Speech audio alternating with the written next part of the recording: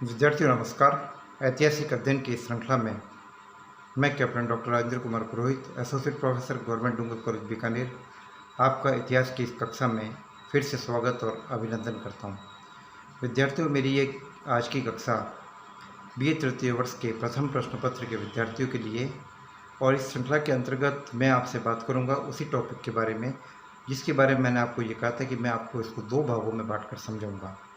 विद्यार्थियों, ये टॉपिक जुड़ा हुआ है मैसूर के बारे में, और मैं आपको इस टॉपिक के अंदर ये बताने की कोशिश कर रहा हूँ कि किस प्रकार से मैसूर एक बहुत बड़ी क्षेत्रीय ताकत के रूप में हैदर अली और टीपू सुल्तान के नेतृत्व में उभर कर सामने आया, और किस प्रकार से ईस्ट इंडिया कंपनी की राजनीतिक महत्वाकांक्षाओं का शिकार होकर 1799 में मैसूर का पूरी तरीके से पतन हो गया। इससे पहले मैंने पार्ट 1 के अंतर्गत आपको ये बताया कि किस प्रकार से हैदर अली ने नंजराज और देवराज को सत्ता से बेदखल करके और कठपुतली शासक इम्माड़ी कृष्णराव वाडियार, जो कृष्णराव वाडियार के नाम से भी जाना जाता है, उससे सत्ता अपने हाथ में लेकर उसने मैसूर के ऊपर पूरा नियंत्रण कायम किया। और इसके साथ ही साथ मैंने आपसे बात की थी प्रथम आंग्ल मैसूर युद्ध के बारे में, जो 1767 से 1769 के बीच में लड़ा गया। विद्यार्थियों, यह युद्ध ऐसा युद्ध था जिसके परिणाम स्वरूप मैसूर के शासक हैदर अली की धाक न केवल दक्षिणी भारत में जमी, बल्कि पूरे के पूरे ब्रिटेन में हैदर अली का नाम काफ़ी सम्मान और काफ़ी इज्जत के साथ लिया जाने लगा, और हैदर को एक बहुत बड़ी ताकत के रूप में देखा गया। यह युद्ध ईस्ट इंडिया कंपनी के लिए इतना ज़्यादा घातक साबित हुआ कि इसके परिणाम स्वरूप ईस्ट इंडिया कंपनी के शेयरों का भाव एकदम धड़ाम से नीचे गिर पड़ा, और ईस्ट इंडिया कंपनी की राजनीतिक शाख मार्केट के अंदर काफ़ी कम हो गई। लेकिन विद्यार्थियों, मैं आपको बता दूं कि कंपनी का जो राजनीतिक चरित्र है, कंपनी का राजनीतिक चरित्र यही है कि किसी न किसी कीमत पर जीत हासिल की जाए, और जब युद्ध में हम कमज़ोर पड़ रहे हैं तो ऐसी स्थिति में हमें संधि से परहेज नहीं करना चाहिए। तो अंग्रेज़ों के लिए संधि का मतलब संधि नहीं था, बल्कि आगामी युद्ध की तैयारी के लिए समय लेना, और अंग्रेज इसी स्थिति को भाग गए थे, और मद्रास में विकट स्थिति में गिरने के बाद अंग्रेज़ों ने हैदर के साथ संधि कर ली। तो प्रश्न ये पैदा होता है कि जब संधि हो गई तो फिर द्वितीय आंग्ल मराठा युद्ध, द्वितीय आंग्ल मैसूर युद्ध और तृतीय और चतुर्थ आंग्ल मैसूर युद्धों की कहाँ तक जरूरत पड़ी।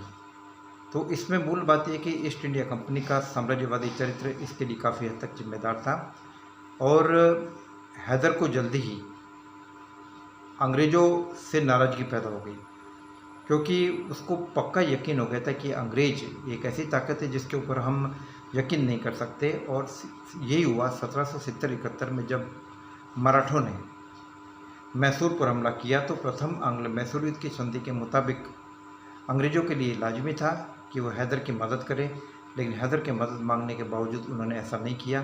तो इससे हैदर काफ़ी क्रोधित हुआ, और उसको ये बात अच्छी तरीके से दिमाग में बैठ गई कि भविष्य में हम अंग्रेज़ों पर विश्वास नहीं कर सकते, और साथ ही साथ उसने बदले हुए राजनीतिक समीकरणों पर भी गौर करना प्रारंभ किया। और इसके तहत उसने यह पाया कि अंग्रेज़ों की तुलना में फ्रांसीसी हमारे लिए ज़्यादा महत्वपूर्ण हो सकते हैं, एक बेहतरीन नौसेना बनाने की दृष्टि से।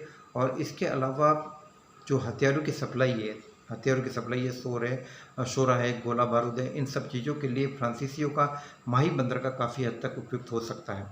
तो उसका झुकाव फ्रांसीसियों की तरफ हुआ। अंग्रेज इस स्थिति को काफ़ी गौर के साथ देख रहे थे।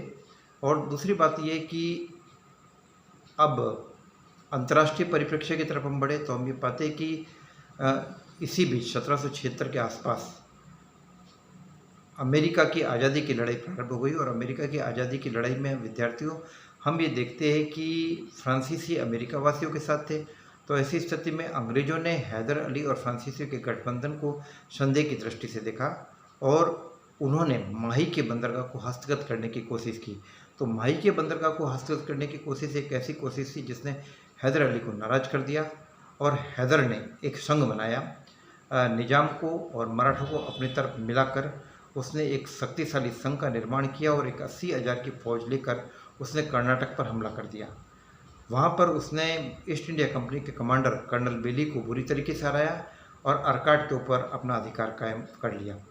एक बार फिर से ऐसा लगने लगा कि प्रथम आंग्ल मैसूर युद्ध दोहराया जाएगा, लेकिन स्थिति में बदलाव हुआ और विद्यार्थियों इस प्रकार का बदलाव हुआ कि इसने भारतीय राजनीति की और भारतीय रियासतों के शासकों की फूट को जग जाहिर कर दिया। एक बार फिर मराठों ने और निजाम ने अपना चरित्र दिखा दिया मूल स्वरूप। और इस बार आयरकूट ने बड़ी सावधानी से काम लिया और उसने महाजी सिंधिया को मराठों से अलग करा दिया और निजाम को भी, महाजी सिंधिया को मैसूर से हैदर अली से अलग करा दिया और निजाम को भी अलग करवा दिया। लेकिन इसके बावजूद हैदर अली ने हिम्मत नहीं हारी और वो युद्ध करता रहा। जहाँ एक तरफ उसने पहले उसने दिल्ली को हराया था, लेकिन इस बार पोर्टोनोवो की लड़ाई में आयरकूट ने हैदर को अच्छी खासी शिकस्त दी। कहते हैं कि यह शिकस्त हैदर के लिए काफ़ी बड़ी साबित हुई, लेकिन इसके बावजूद हैदर ने आगे की लड़ाई में कर्नल ब्रेथवेट को हराया और ब्रेथवेट को बंदी बना लिया।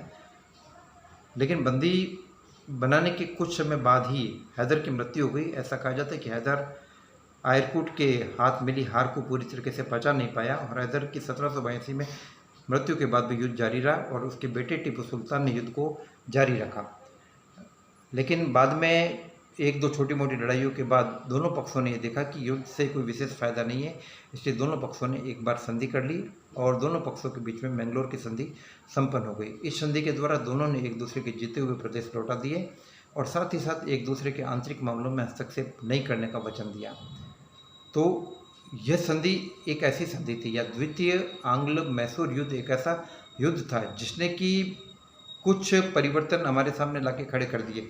अब बात प्रथम आंग्ल मैसूर युद्ध जैसी नहीं थी जिसमें कि मैसूर की ताकत अंग्रेजी ताकत के ऊपर भारी दिख रही थी। अब हमें दोनों के बीच बराबरी का लेवल दिखाई दे रहा है और जल्दी हम देख रहे हैं कि दक्षिण की राजनीति में इस प्रकार के बदलाव होने लग रहे हैं कि आगे चलकर ये स्थिति, बदलाव की स्थिति भी, बराबरी की स्थिति भी रहने वाली नहीं थी, बल्कि आगे चलकर इसमें स्थिति इस प्रकार की बन रही थी कि जो मैसूर के लिए ज़्यादा घातक साबित होती। जल्दी विद्यार्थियों मैसूर को तृतीय आंग्ल मैसूर युद्ध में उलझना पड़ा और इस बार कॉर्नवालिस जो शक्तिशाली गवर्नर जनरल था, हालांकि 1784 के पिट्स इंडिया एक्ट के अंदर कंपनी की पॉलिसी में ये क्लियर कर दिया गया था कि ईस्ट इंडिया कंपनी किसी भी प्रकार के नवीन क्षेत्रों को हस्तगत करने की कोशिश नहीं करेगी, लेकिन इसके बावजूद कॉर्नवालिस मैसूर के ऊपर अपना नियंत्रण कायम करना चाहता था और जल्दी ही ट्रावनकोर के मामले को लेकर उसे मैसूर की राजनीति में हस्तक्षेप करने का मौका मिल गया। ट्रावनकोर रियासत ने कोचीन के कुछ प्रदेशों को खरीदना चाहा और टीपू ने कोचीन के ऊपर अपना दावा मानते हुए इस प्रकार की हरकत को अपने मामलों में हस्तक्षेप माना और उसने ट्रावनकोर के ऊपर हमला कर दिया। ट्रावनकोर के राजा ने ईस्ट इंडिया कंपनी से मदद मांगी और कंपनी तो युद्ध का मौका ढूंढ ही रही थी। कंपनी ने ट्रावनकोर के राजा की मदद करने के बहाने टीपू के ऊपर हमला कर दिया और इस युद्ध में मराठों ने और निजाम ने अपनी स्वार्थी और लालची प्रवृत्ति का परिचय देते हुए ईस्ट इंडिया कंपनी का साथ दिया और कुछ लड़ाइयों के बाद टीपू सुल्तान को इस युद्ध में हारना पड़ा। यह युद्ध मैसूर के लिए काफ़ी घातक साबित हुआ। यह श्रीरंगापट्टनम की जो संधि हुई थी मैसूर के लिए काफ़ी घातक साबित हुई और मैसूर को लगभग अपना आधा इलाका अपने हाथ से गंवाना पड़ा। इसमें से कुछ इलाके ईस्ट इंडिया कंपनी को मिले, कुछ मराठों को मिले और कृष्णा और तुंगभद्रा की नदियों के आसपास के इलाके निजाम को मिले। और इसके साथ ही साथ टीपू सुल्तान के ऊपर 3 करोड़ रुपए युद्ध का हर्जाना लाद दिया गया। टीपू के पास 3 करोड़ रुपए देने को कैश नहीं था, उसने 1.5 करोड़ रुपए दिया और 1.5 करोड़ रुपए के बदले में अपने 2 बेटों को उसने कंपनी के पास गिरवी रखा। अब हम बात करते हैं चतुर्थ आंग्ल मैसूर युद्ध के बारे में।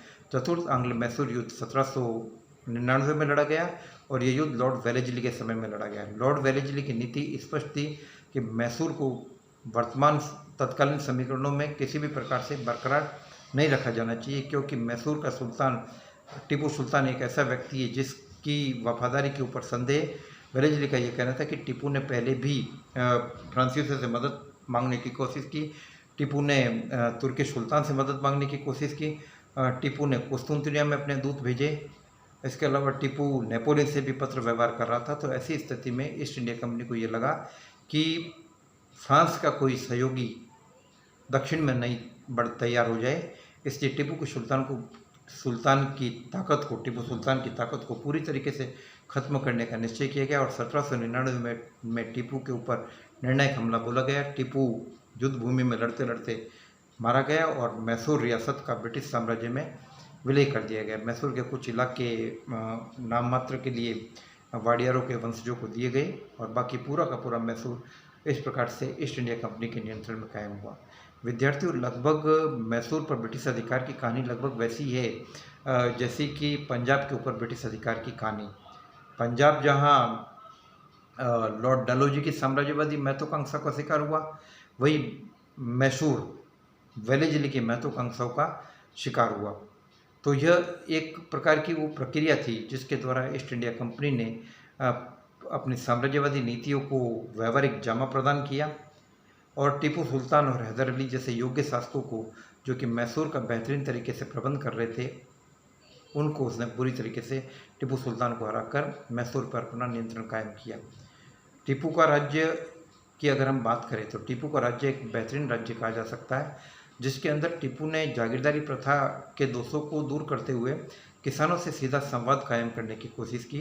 टीपू ने किसानों से लगभग 1/3 से 1/2 भाग भूमि कर के रूप में वसूल किया। टीपू सुल्तान के ऊपर धर्मांध होने का आरोप लगाया जाता है, लेकिन यह बात पूरी तरीके से सत्य नहीं है।